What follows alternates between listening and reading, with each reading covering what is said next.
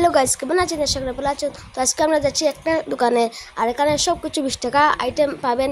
আপনাদেরকে আমি দেখাচ্ছি। তো গাইস, আপনারা দেখতে পাচ্ছেন আমরা অলরেডি মার্কেটে পৌঁছে গেছি। এখানে আমরা যাব। তো গাইস, আমরা পৌঁছে গেছি দোকানে। আপনারা যেটা যেটা মাল লাগে সব কিছু এখান থেকে নিতে পারবেন। শুধু অনলি 20 টাকা পাবেন। এখানে অনেক কিছু আছে।